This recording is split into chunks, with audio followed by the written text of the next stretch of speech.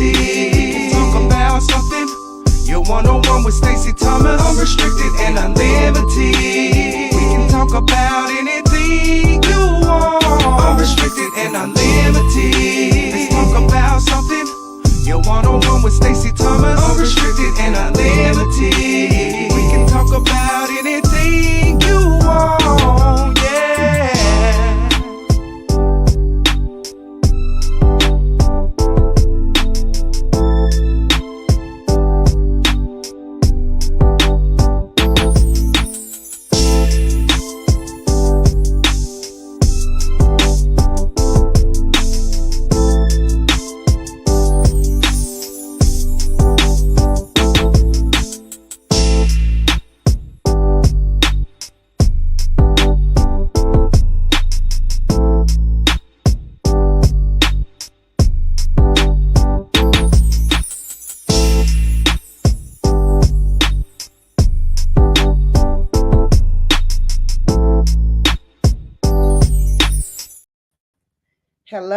Hello, everybody, and welcome to the Stacey Thomas Unrestricted Unlimited Talk Show. For all of you that are new to the show, let me just tell you why I say this is Stacey Thomas Unrestricted Unlimited Talk Show. It means simply do not put me in a box. I have yet to see all that God has for me, and majority of the time, I feel as though that title fits my guest as well. Tonight, I am very privileged to be interviewing a mother, a strong, intelligent African-American mother who has been through very traumatic times. And she's here to bless my platform with her story. So I'm going to introduce you now to Miss Shirley Scarborough. Hello. Hello. How are you? Fine, beautiful. How are you? Thank you. You doing good? I'm good, thank you. Wow. I'm first. I am. Thank you for having me tonight. Well, thank you for coming on. Yes, ma'am. I hear you just fine. Thank you very much for coming on. Mrs. Scarborough, I'm going to start with the pictures I've seen on Facebook, the flyers that are being posted all over social media. The way they're popping up seems like this is going to be a major event. So the caption caught my attention, right? All that's going to happen at the event caught my attention. So, but when you click on buy your tickets, it says free. Is that a mistake? No mistake. It's free. It's God. Free. It's free. It's free. It's free. Okay. It's free. Let's say that again. So, done in style. It's just ma'am? not and it will be done in style. It's not anything thrown together. We've been putting this together for months, and the ironic thing is I was telling my assistant, I said, wow, how do you plan a conference of this magnitude and not spend a dime? It must be God. I was going to say, you already said it. It must be God. God. So I want to share with our viewers the video that well, actually, I won't tell a lie. The video was sent to me, right?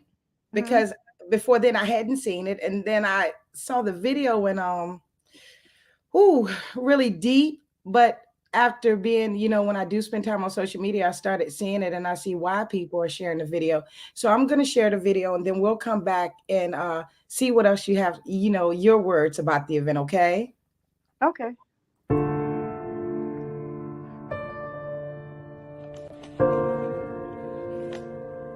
Dear Mom, I'm writing this from my heart to your heart. If you are watching this video, I am sitting in a seat that I don't want any mother to sit in.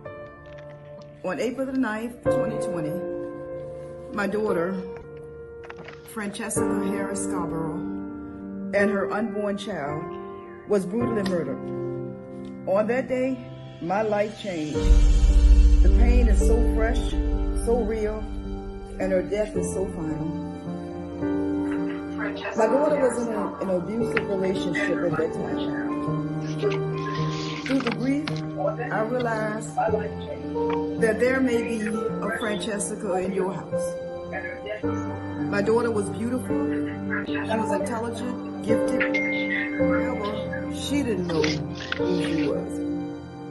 On April the 8th, 2023, I'm begging you to bring your daughter to my organization's conference, I Am Enough, I Know My Worth. There will be workshops on self-esteem, self-confidence, on knowing your worth.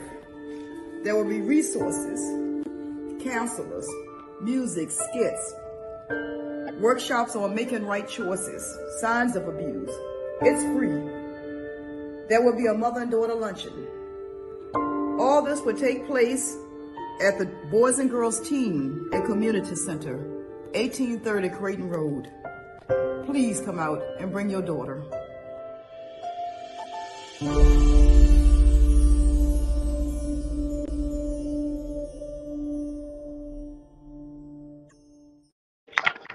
Please come out.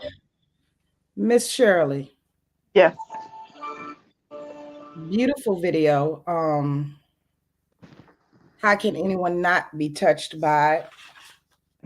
I'm not sure, just based on the video and what I heard, that I could be on this platform talking tonight. So let me say thank you again. I am truly sorry about your daughter. And I can't wait. I want to show a picture now. Because I want people to know who this is being done in honor of. Let's see. Beautiful. And how old was she? She was 31 at the time of her death. This will be the third year.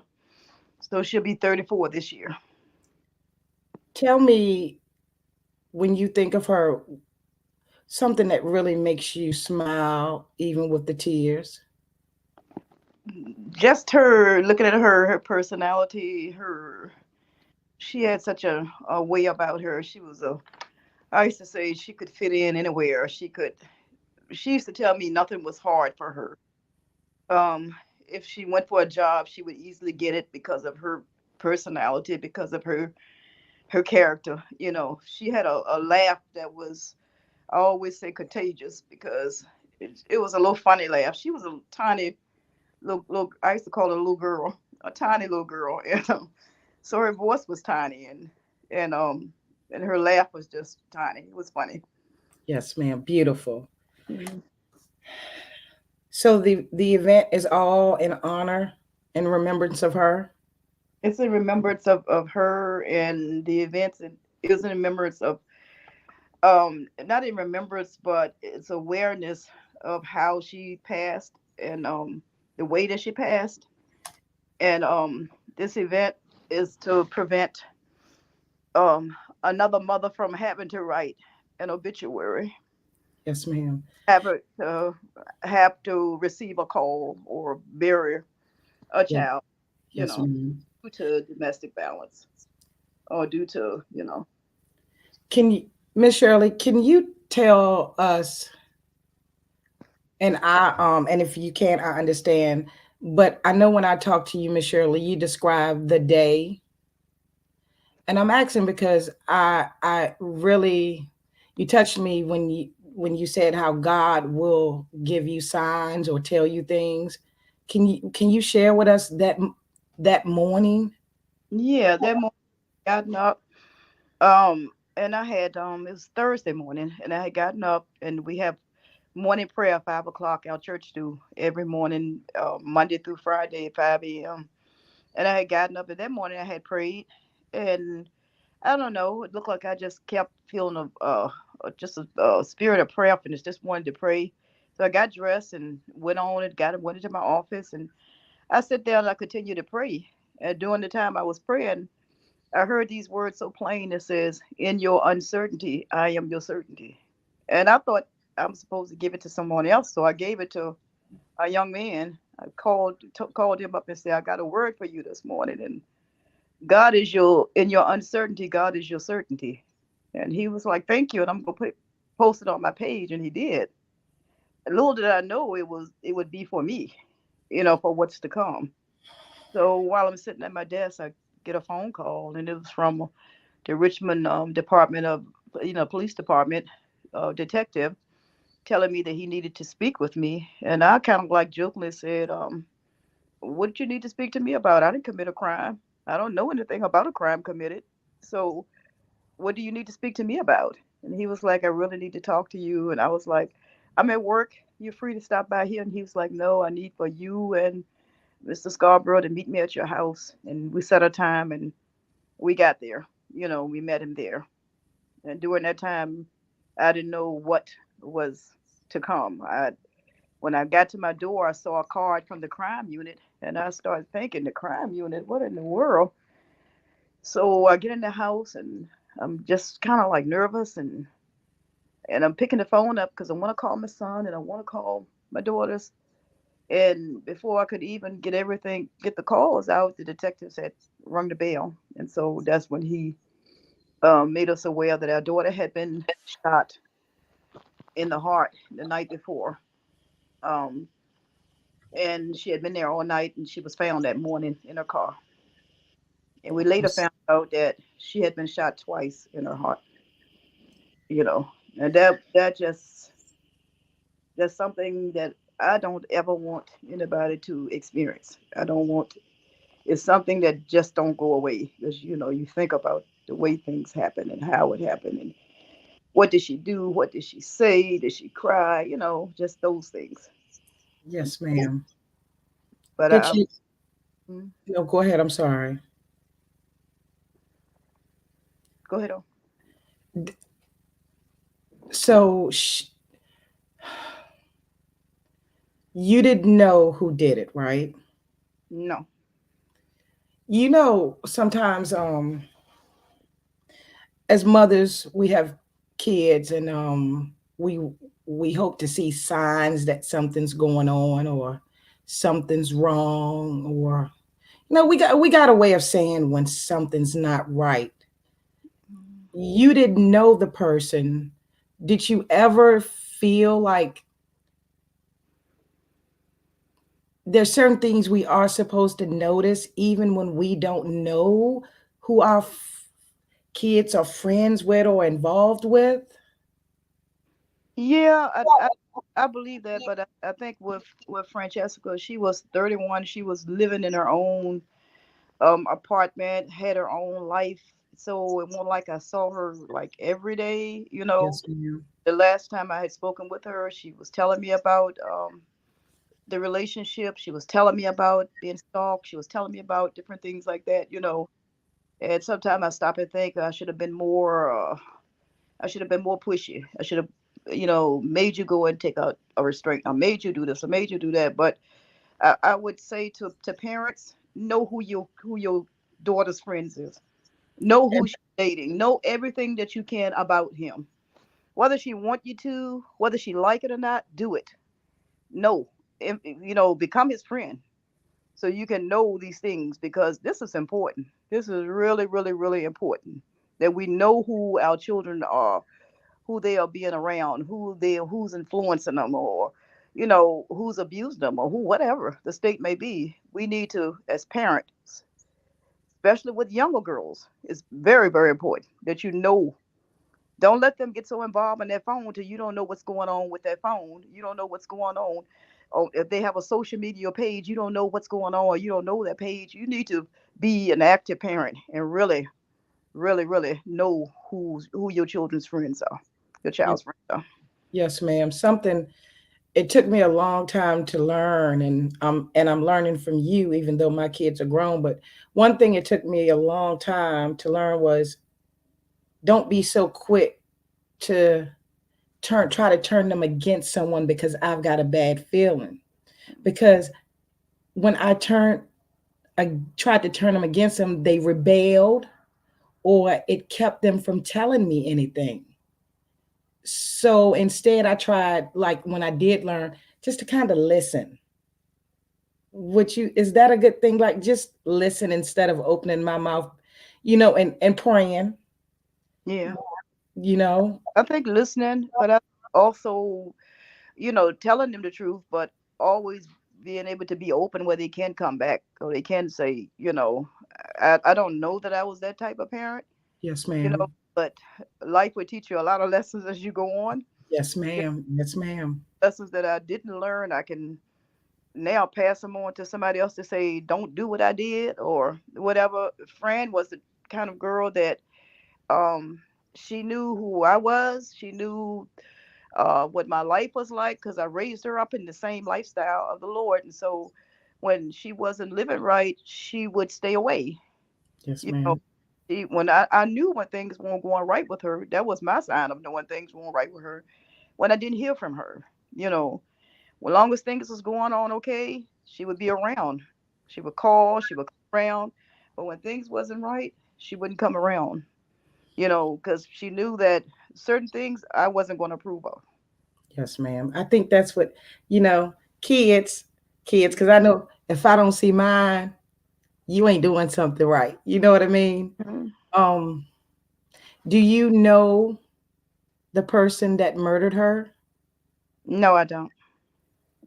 If you, even though you don't know the person, because on the flyer I put healing, forgiveness, and murder, because you've told me a little about yourself. So, can you forgive? I can forgive because I believe that forgiveness I believe it's a process, and I Yeah. think that um what I think that if we love God, like we said, we walking in obedience, that we want to be obedient to do it. But I think it's a process that it may not I may not forgive you where we're gonna eat out together every day, but I can walk in forgiveness as a process. My heart one day, will something even like doing this what I'm doing right now.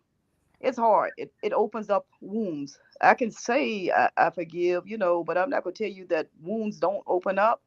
But I can tell you my desire and my prayer is every day.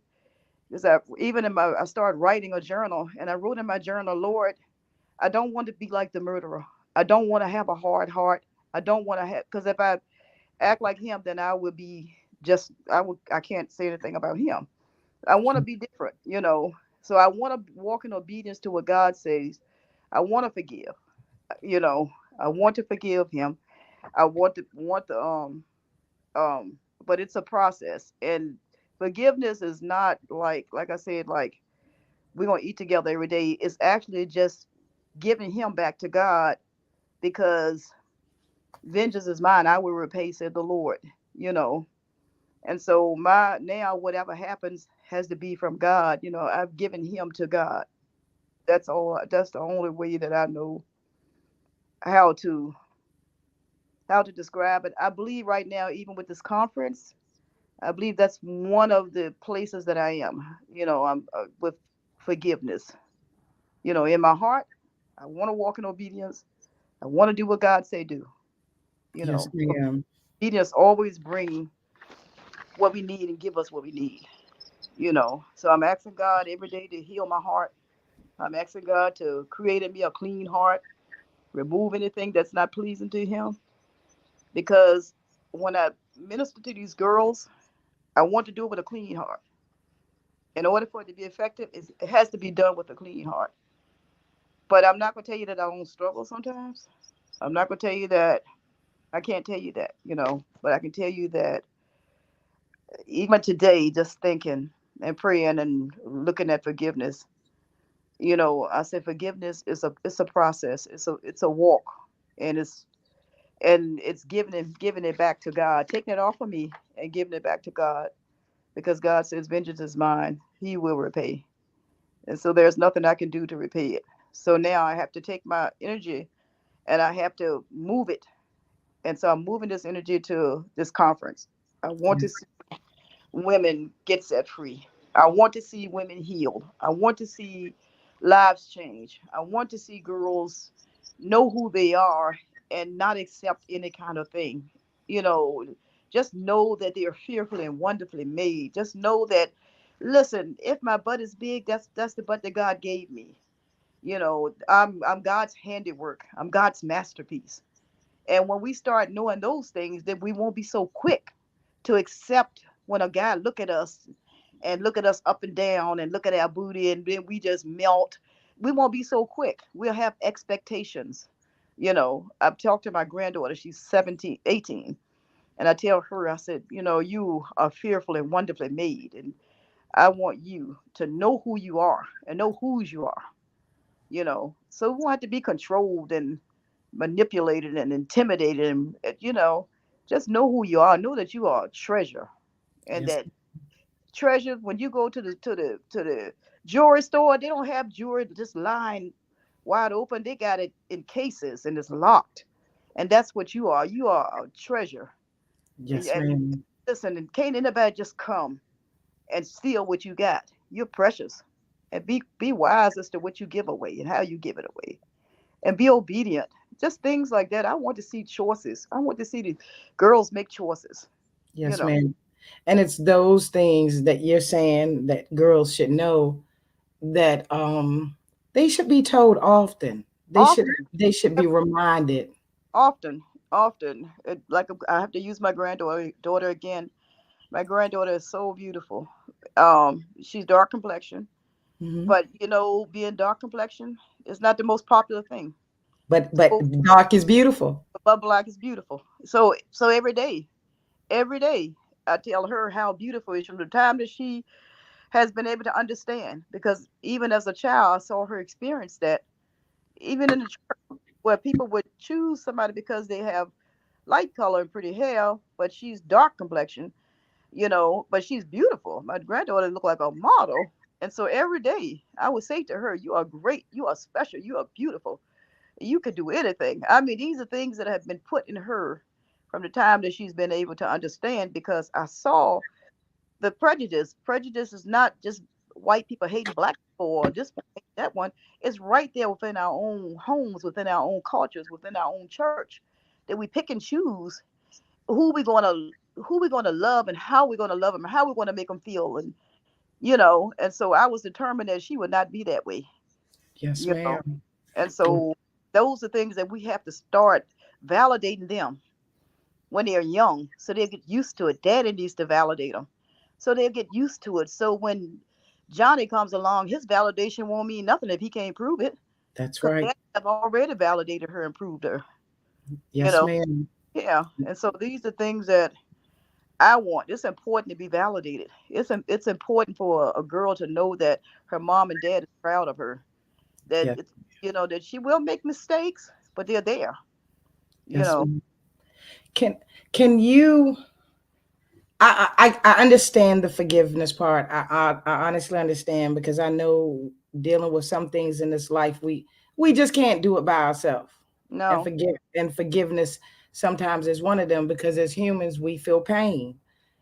Yeah. Can you do you can you be healed if you don't forgive? I think forgiveness is a part of healing. I think that's a big part of healing.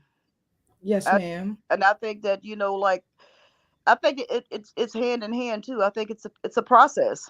You know, I'm still healing. This is still fresh. This didn't, this happened in 2020, but to me, it was just like it happened on yesterday sometimes. Some days it feel like I just got the news. Some days it seems like it's longer. So I'm still healing. And, Yes, ma'am. this is something for me to even own up to and say, because that's not my nature. That's not my, I've always been very strong and resilient. I bounce back. Yes, But ma'am. this one right here was was the one that I couldn't bounce back so fast. When I say that, not the way that I think I should have. You know, Yes, ma'am. this one is. I'm telling you, I feel like my heart has a million holes in it. You know, and God is healing them. This confidence is a big part of it being healed. You Yes, know, ma'am. so I I understand. I don't I can't feel the pain you feel, but I have felt pain like you're describing. So I understand, and I am truly sorry. And before I have you tell about your, as far as how to contact you, for the people that are late coming on, I want to play the video again. I want to show your beautiful daughter, because sometimes people don't listen. They've got to see things. They're more visual, especially when they're not going through it. I want someone to see your video, see your daughter, and want to come back and replay this video and listen to what you have to say so they can do better. Okay. And Okay. I'll just say this right here to you before you do that, is that I'm just grateful. I'm so grateful to God first, because he says in everything give thanks, but this is the will of God through Jesus Christ concerning me. I didn't understand it for a while, because I kept saying, this is your will concerning me, you know. But then I had to get to a point where all I could say was, I trust you, God. I trust you, God. And in saying all that, I just want to say I just thank God, because he still just didn't leave me. He began to put dreams in my head and began to give me words to write on paper. And one thing that he kept saying to me is that her death is not in vain, that it would be beautiful ashes, and that he would get all the glory from this.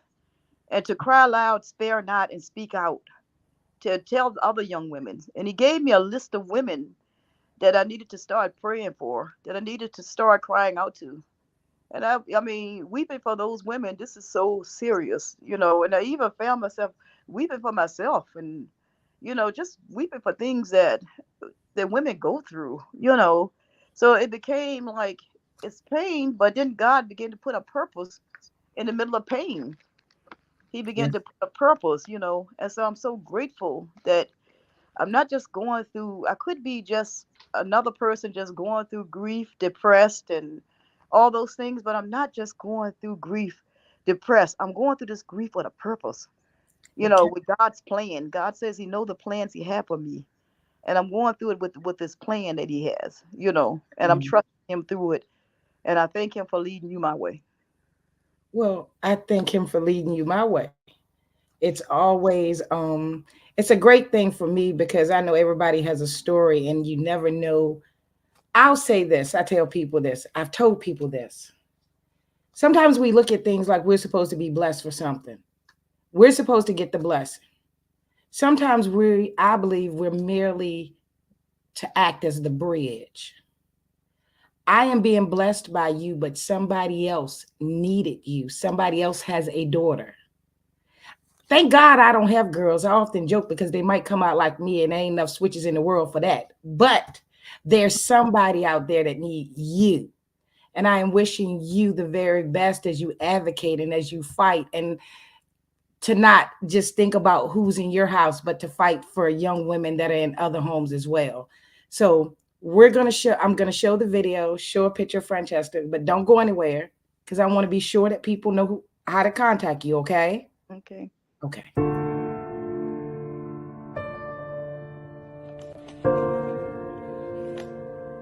Dear Mom, I'm writing this from my heart to your heart.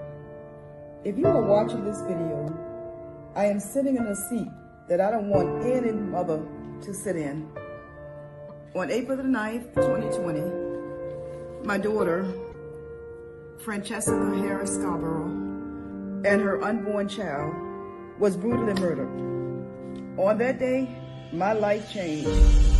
The pain is so fresh, so real, and her death is so final. My daughter was in an abusive relationship at that time. Through the grief, I realized that there may be a Francesca in your house. My daughter was beautiful, she was intelligent, gifted. However, she didn't know who she was. On April the 8th, 2023, I'm begging you to bring your daughter to my organization's conference, I Am Enough, I Know My Worth. There will be workshops on self-esteem, self-confidence, on knowing your worth. There will be resources, counselors, music, skits, workshops on making right choices, signs of abuse. It's free. There will be a mother and daughter luncheon. All this will take place at the Boys and Girls Teen and Community Center, 1830 Creighton Road. Please come out and bring your daughter.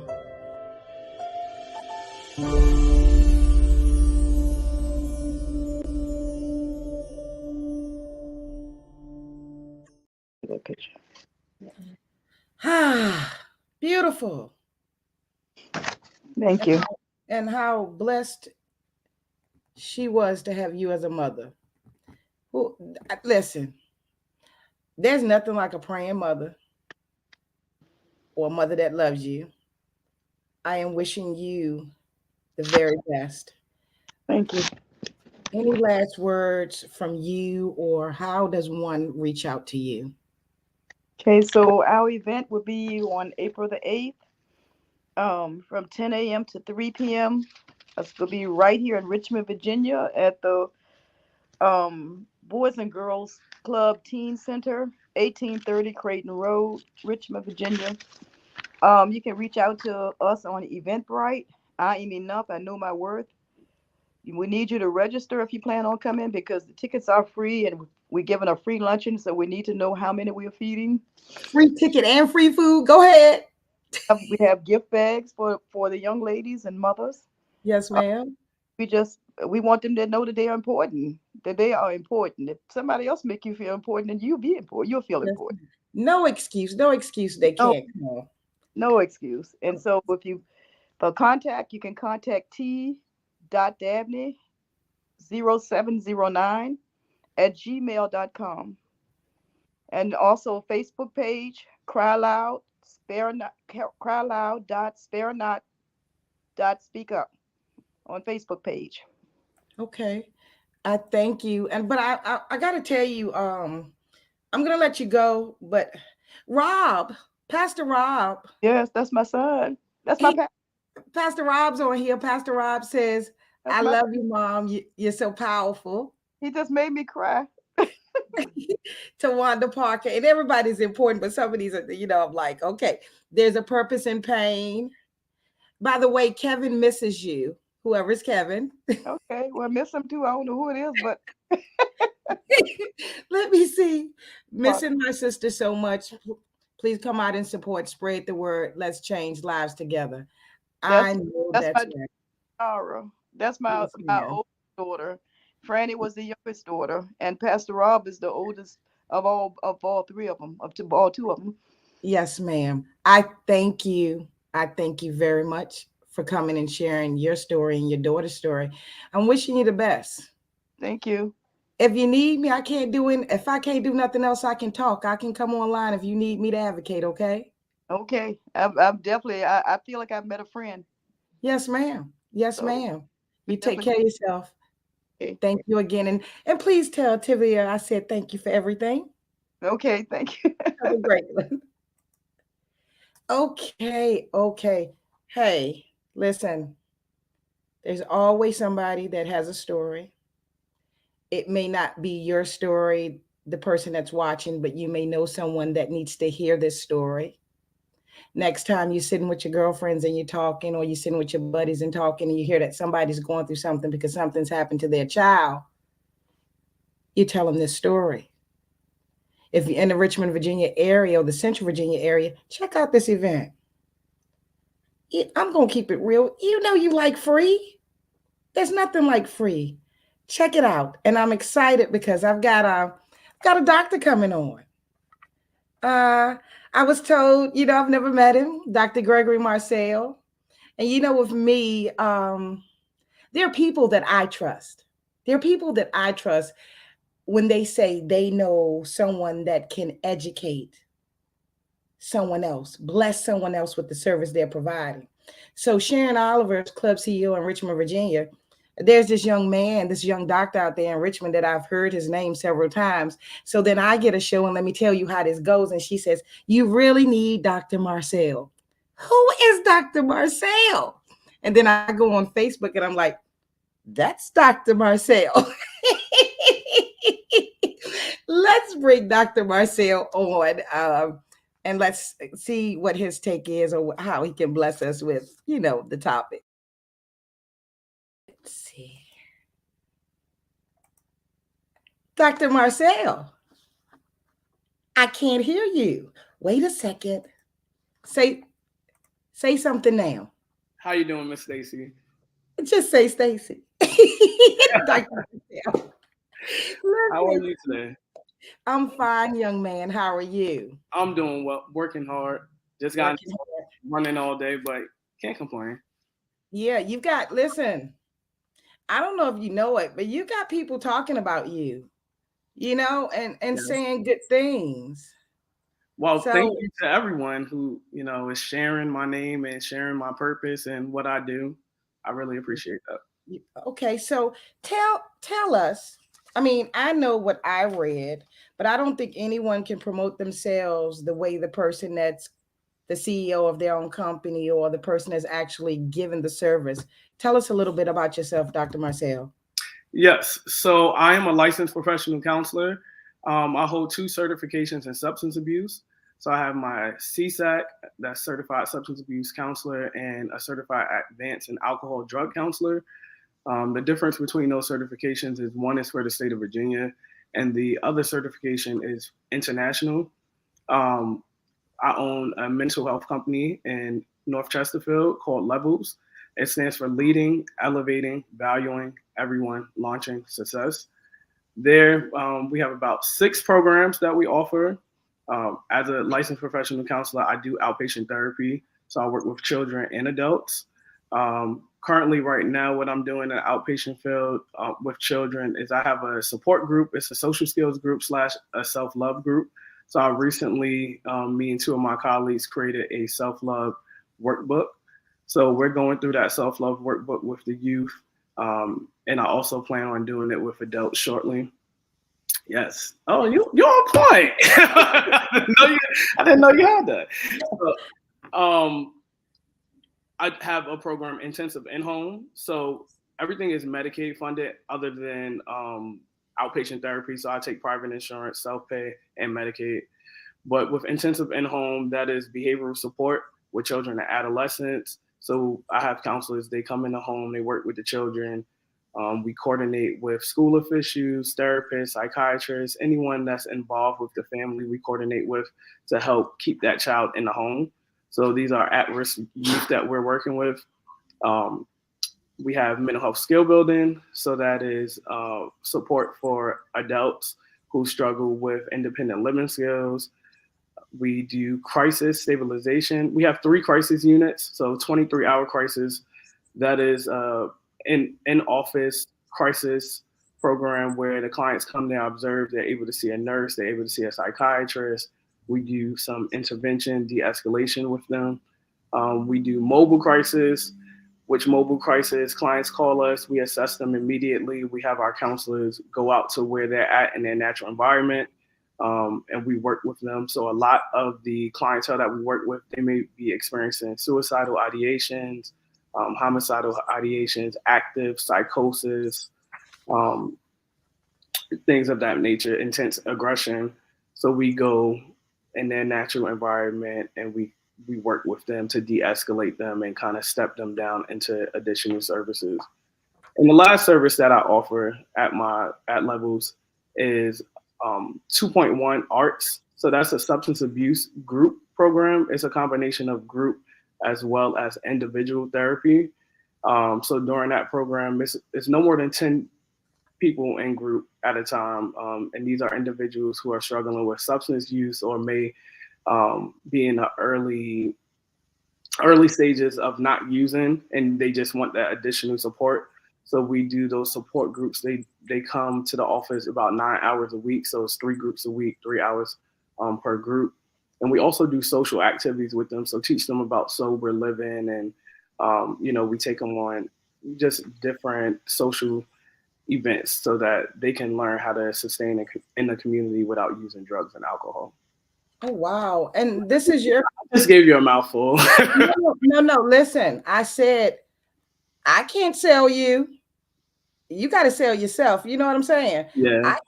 I can't really, I can tell people what I heard about you. I can tell people what I get from you, but nobody can tell about Dr. Marcel like Dr. Marcel. So thank you. Yeah. Thank you. Thank you for allowing me the opportunity. And thank you for coming on. Is this your company? Yes. How long have you been practicing? Because you look really young to you're offering a lot, and like I said, I've heard great things about you. How Mhm. long have you been doing this? So I've been in the mental health field since 2014. January 2014, that's pretty much when I started in the mental health field. So I went quick background. I went to Virginia State University. So my bachelor's degree is actually in biology. I wanted to originally go to med school, but then I switched my major for my master's, and I started my master's program in 2014, and then I started working in the counseling field. Oh wow. Oh wow. What do you think if this okay, so obviously this your calling. What made you really decide to do this? I mean, because there are a lot of people out here, and I know we all need people to help, but what is there anything else that's driving you to help the people that you have come into your programs? Yes, excuse me. So originally I got into the mental health field. My goal was to, after I graduated undergrad, my goal was to go to med school. Then I thought about going to nursing school. So I still wanted to stick in the medical route. But I wound up getting a job as a personal assistant. And the woman that I worked for at the time, she owned her own mental health facility. So she told me a lot about like mental health and, policy writing and just a whole bunch of different things that I was exposed to during that time period that I was working there. And really in college, I did a lot of community service, doing things for the kids with the 4-H program in Petersburg, Upward Bound. I was Upward Bound counselor for about 2 years. I was an RA. So during my RA experience, I experienced people trying to commit suicide. Like one girl during my shift, she had took about like 14 pills one day, and I had to de-escalate her. It was me and another colleague of mine that was on staff at that time.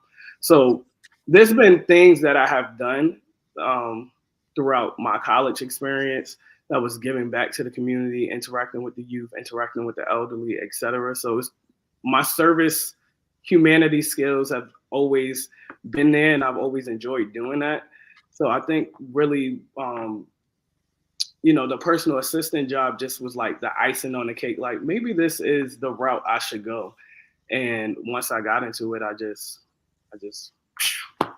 Okay. So Connie Grant, photography. Connie has a business. I wish so much you had been there for the young man in Henrico. We need caregivers like you. Yes. So how you can reach me, if my website, Stacey has it, she had it up, but on there, if you write a note to me, it automatically comes to my email. So I'll get back to whoever reaches out to me. But I'm open to doing any type of programming at schools, or even, being a referral source or a resource source to help the youth, teachers, everyone. So yeah. And if it's something that I can't do, I have the resources to, assist with that. Okay.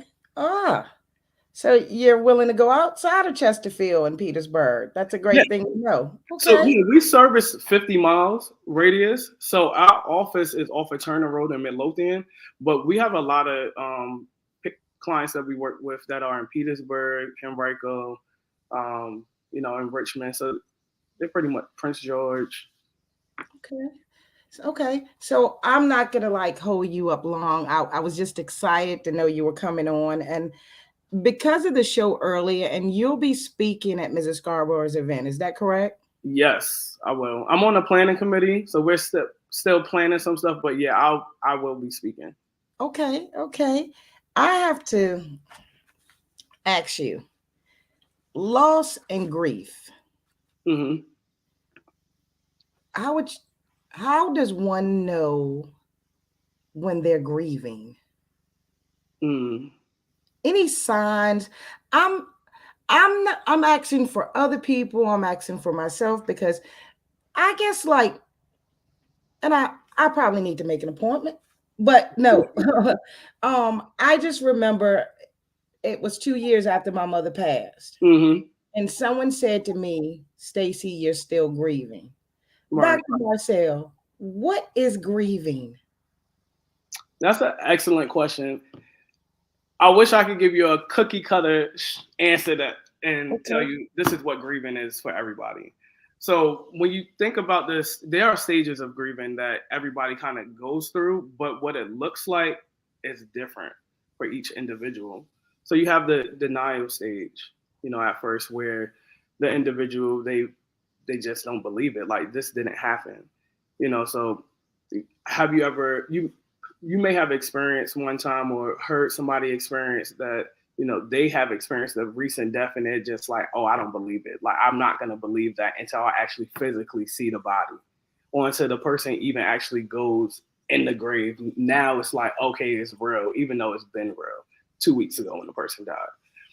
So denial is kind of like the first stage that a lot of people go through when we're talking about grief and loss. um, and then as they go through denial, some people experience the aggression stage, where they are experiencing, intensive anger. They're easily irritable, lack patience. They don't want to talk to anybody, and they may feel like, it's somebody's fault or even their own fault. Um, and then that leads into the bargaining stage where you're kind of like you're questioning either a higher power or even yourself. Like, oh, maybe if I did this or did that, this person would still be here. Or God, why did this happen? Tell me why this happened. Like, I can't believe that you will make this happen. Or God, if I do this, can you make sure that this happens? So they go through that phase of constantly questioning themselves or questioning another higher power to kind of figure out that answer. Oh, wow. Right. So, would you suggest, how do I say this? For people that are grieving, I know you said you have a lot of other services. Are you someone that if someone is watching this and wanted to deal with something that they're going through as far as grief, would they call you for that? Yes, I do deal with grief and loss, depression. So currently, right now, I have a patient that is dealing with some grief with his father. It's a young adult. He is about 23 years old. So I've been working with him for about 7 weeks now, and he has him and his father had a strange relationship, but he's grieving because of recent overdose loss. So Wow. Dr. Marcel, what do you say to people? I wonder, like, have you ever been in a room? African American men, not all African American men believe this, but a lot believe that they don't need therapy, right? mm-hmm. And I've heard people say, when someone passes away, it's time to move on. It's Mm-hmm. time to let that go. Right. That's been 2 or 3 years. Dr. Marcel, what would you say in to reply to that? I would say one individually, we need to know who is our support system, right? Because everybody is not ready or have the capability to be a support to you, right? And that comes with self-awareness with yourself. Identifying like, okay, if I know that I'm grieving or if I'm hurt because of this loss, etc., is hanging around with Shirley the best person to hang around with, because I know how Shirley's gonna respond to me. So I think with identifying that support, y'all work together and have conversations, and they're able to just listen to you and then provide you that feedback when you want it. That is very beneficial. But to go back and kind of answer your question, you said, what would I say to someone that If that if someone was, if you were standing among a group of people, mm-hmm. and someone says to one of the individuals, "Man, you need to get over that. Let go of that. That was 2 years ago." What would you say? One, I will say, we all experience emotions differently. We all have different thoughts. We all process things differently.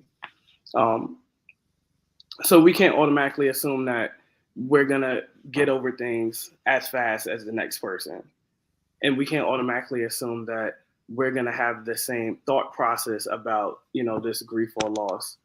So just we need to be gentle with each other, gentle, and then we also need to be able to seek understanding and to understand why this person is feeling this way, because this person may be feeling this way 2 to 3 years down the line because they never really spoke about it or nobody ever really asked them about how they feel and provided them that support.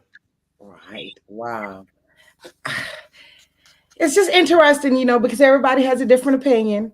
Right. Everybody, it's so easy for people to say, don't cry, let it go, Tawanda Roberts Parker says, are there people who don't grieve over anyone? Have you ever dealt with that? I would say those are people that suppress their feelings and emotions. So those are people that really don't they may not know what they feel. So if you don't know what you feel, then you don't know how to express it. Right. So when I work with kids, especially like if I'm working with younger kids, I always teach them about feelings and emotions. Like the first thing we do is look at a feelings chart, because a lot of times they may not really know how they feel, but it's when you teach them and they see the faces and then you explain to them like, okay, this is what this means. And this is an example that can happen to kind of make you feel this type of way. Now they gain an understanding of feelings and emotions. So when they are experiencing something, they can tell you, oh, I wasn't mad. I may have been irritated, because those are two different emotions, right? Because when you think of somebody being angry, we kind of think of it a little bit more severe than someone being irritated. So we also have to be able to understand the definitions of the feelings and emotions. So someone that never grieves, is that someone possibly that maybe needs to think about whether they need to talk to someone themselves, huh? Definitely. Oh, wow. Okay. Would you say that forgiveness, I don't know who you've met or had as patients, but would you say that sometimes forgiveness helps with grief when people, how do I say this? People hurt, right? Mm-hmm. A lot of times people carry that weight of maybe they think they treated someone bad. They think they did this wrong. Right. Does forgiveness, when people start to forgive themselves, can that help with healing? It definitely does. Forgiveness helps you with acceptance, because acceptance is the final stage of grief. So if you're holding on to, all these negative emotions or negative thoughts related to, the loss that you recently experienced, that can be a catalyst to you experiencing aggression. That could be a catalyst to you experience depression over this loss. So you have to be able to forgive yourself in order to be able to accept what's going on. Wow. Miss Shirley came on and Yes, I seen Miss Shirley. I love Miss Shirley. yeah, She's such a sweetheart. yeah,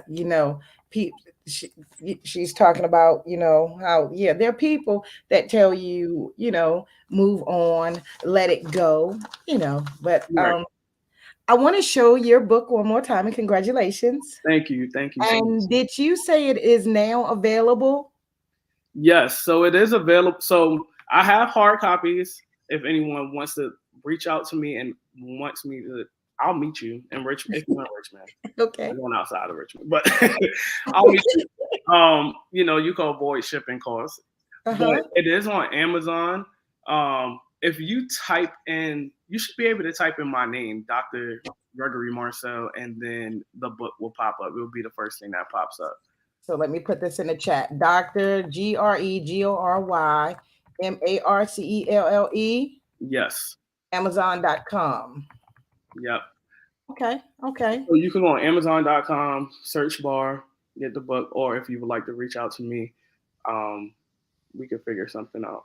Okay. Can you give, before you leave us, can you give us a brief synopsis again of the book? Yes. So the self-love, learning to love the inner you. This is the beginning of the self-love journey. So we want, and when you go through the workbook, there will be activities that you can engage in. Um, we're talking to you in a book, so we're giving you affirmations, we're encouraging you, we're sharing our own personal self-love story in a glimpse. So I recently had a self-love experience event where we actually talked a little bit more about our self-love journey and the principles of self-love. But in the book, you'll also see the 7 principles of self-love that we think is most important for you to be able to give to yourself.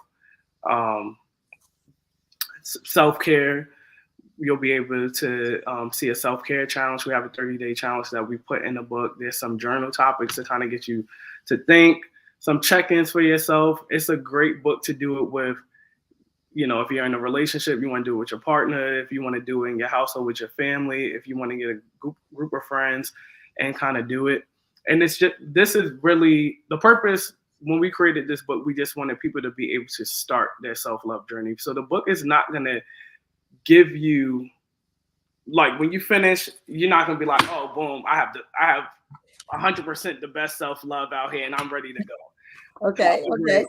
It's gonna stimulate your minds for you to think about certain things and for you to engage into conversations with the people that you feel is most important in your life. So Okay. Okay. How does, I have your website up? How do people follow you? Are you on Facebook? Are you on Instagram? How do people follow you? yes. So I recently just did a profile on Psychology Today. I have to put my bio up there, but I'm rewriting my bio. So hopefully by the end of the week. So on Psychology Today, by next week, you should be able to search me by name. My website, www.levelsmentalhealth.com. Levels does have an Instagram. It's Levels. What is our Instagram? It's Levels 2022. Yeah. So on our Instagram, sometimes we do like videos. So we'll do little skits and displaying like different things in mental health. We just been so busy. We haven't been able to do a skit in a while, but I like to do different fun things on the Instagram, provide encouragement, post stuff in the story. If job opportunities come, we're gonna start posting that on the Instagram. So if you know anyone, seeking a job in mental health, they can also reach out to me. Currently, right now, we have about 42 staff. So we have, and we're growing. I'm still growing. You've been busy, Dr. Marcel. Okay. Yeah. I guess Miss Shirley wants you to remember that you all will be giving out copies of your book to ages 13 through 18 at the conference. Yes, we will. Miss Shirley says it's a wonderful book. She loves it. I need to check the book out. You are the person to promote the book because you're smiling, and when you talk about the book, you just seem like you just know you really did something with this book. Huh?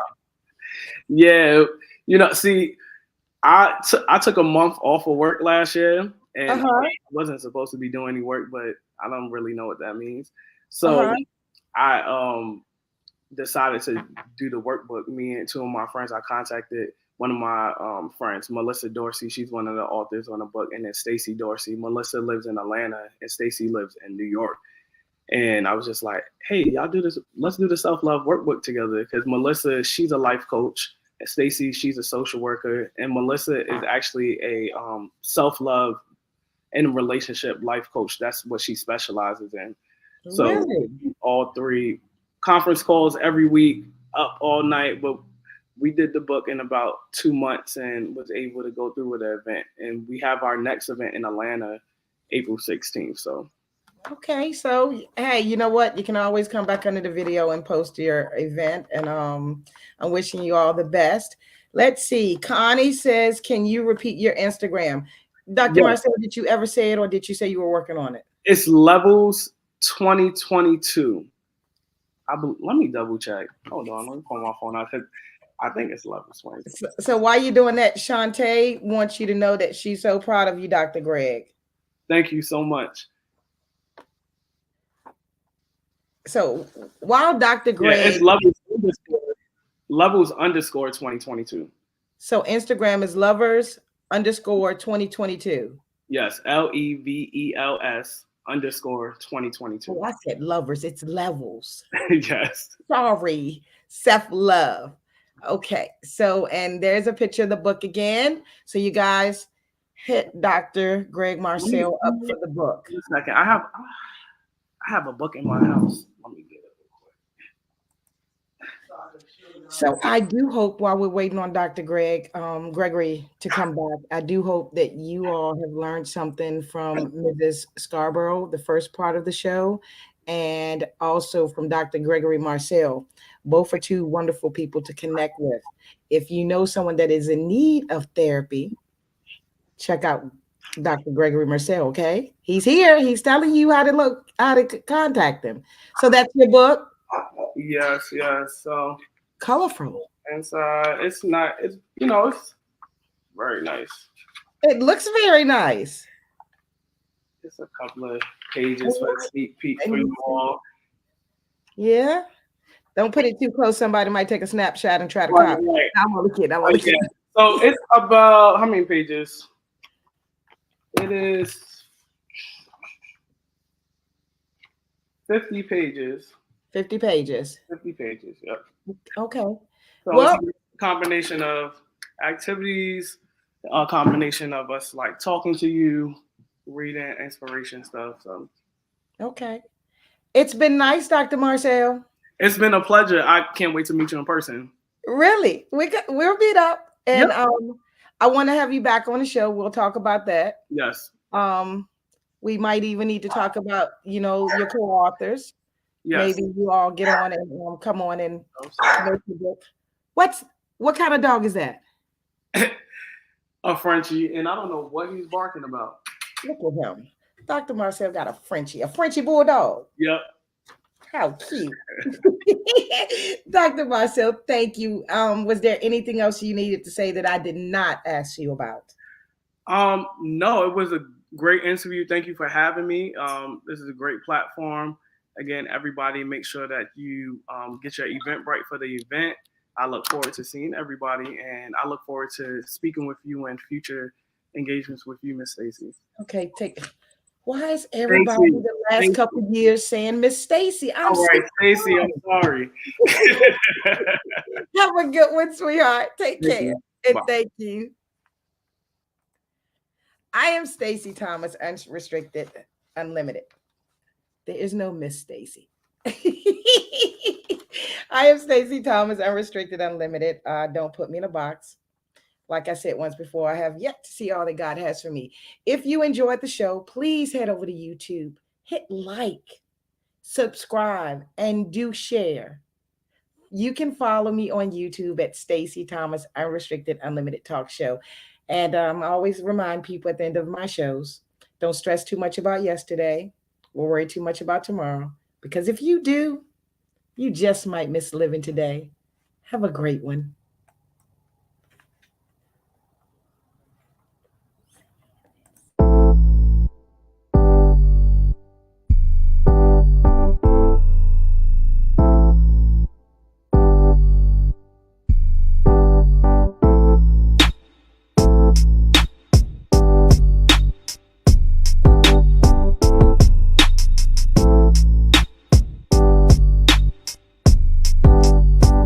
Unrestricted and unlimited. Talk about something. You're one-on-one with Stacey Thomas. Unrestricted and unlimited. We can talk about anything you want. Unrestricted and unlimited. Let's talk about something. You're one-on-one with Stacey Thomas. Unrestricted and unlimited.